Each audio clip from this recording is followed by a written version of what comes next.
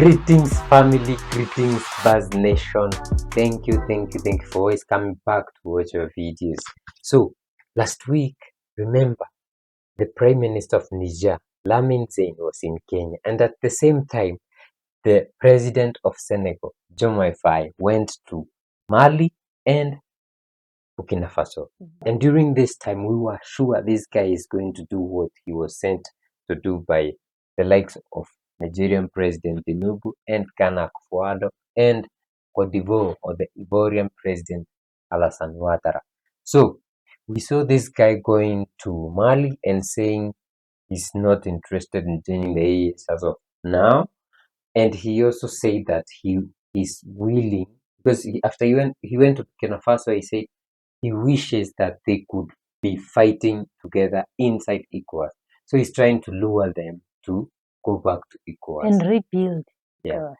So we don't know what Ibrahim Traore told him or Mali President Colonel Assimi Goïta, but one thing is for sure: the Prime Minister of Mali, Abdoulaye Diop, has spoken. He said this in quotes: "We asked for the dialogue they are bringing today. Isn't it too late?"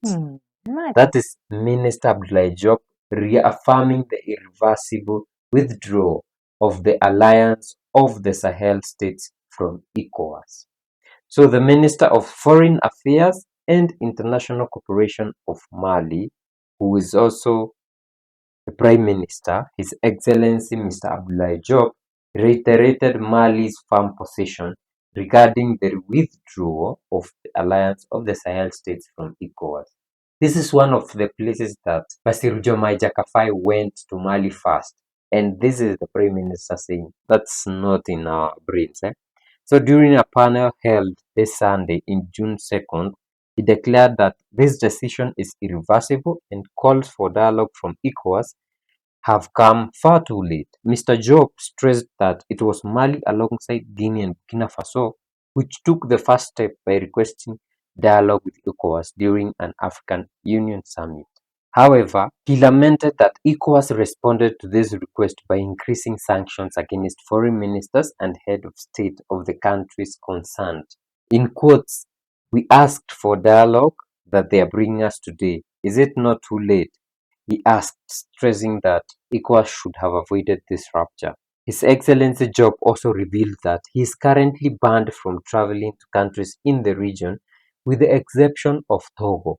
He thus questioned the possibility of conducting a constructive dialogue in these conditions. He said, "How am I going to speak to all those who come today to say we must dialogue?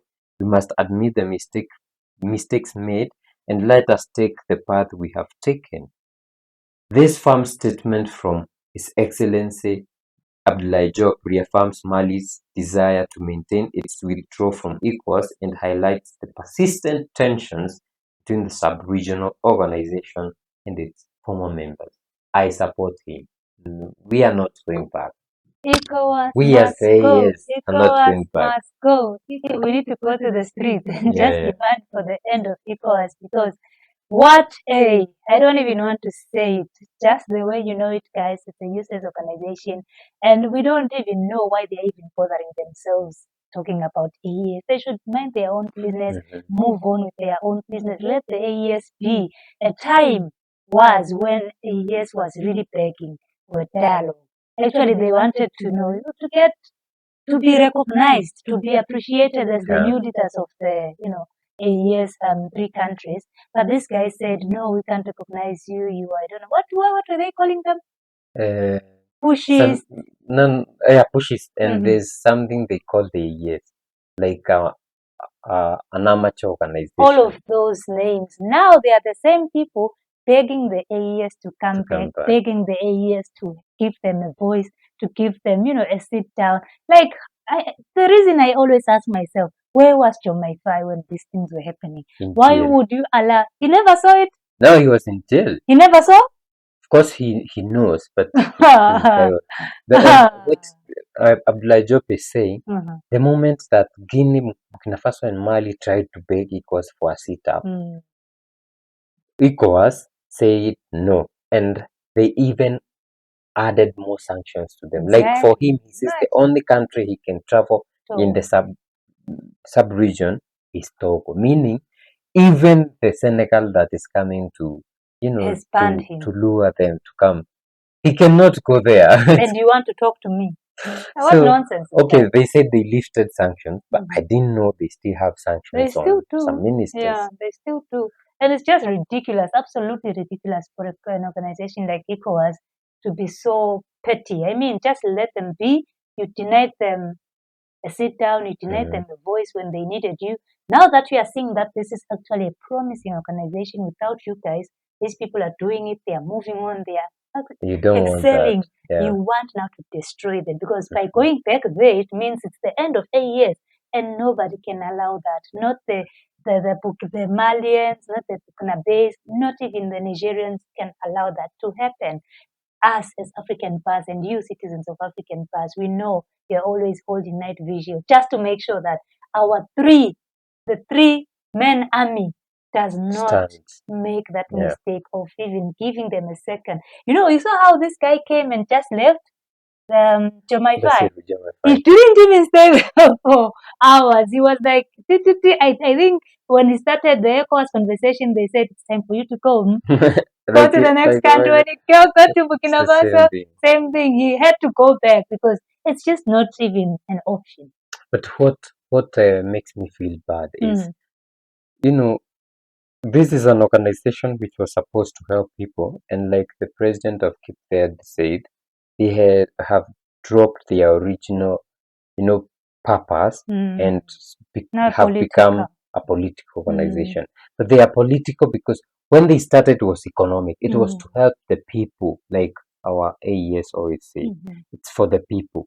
But now it's not for the people. It's for the people who fund it, in which we have the France, we have the USA. It's for the West. Yeah.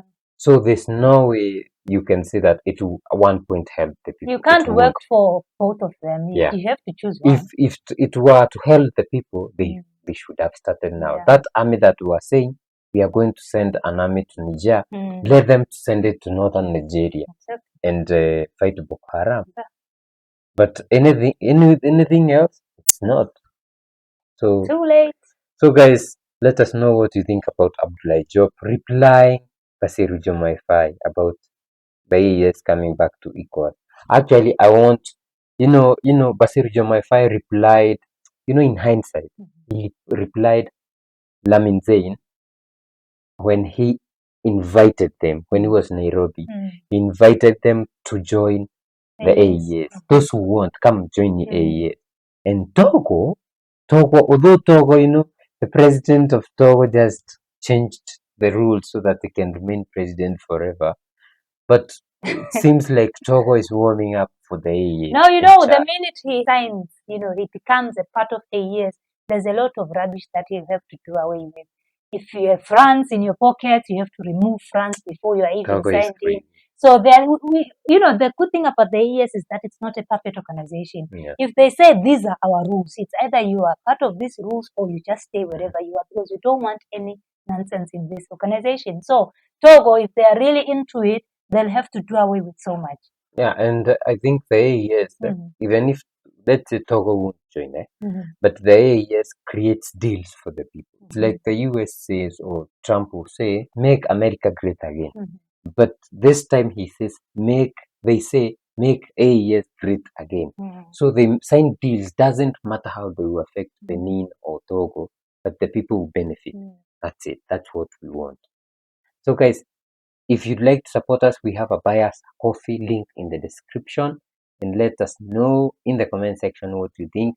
Don't forget to subscribe if this is your first time. Share this video so that we can reach as many Africans and Black people all over the world as much as possible. We are waking Africa. We see you in the next one. Bye bye.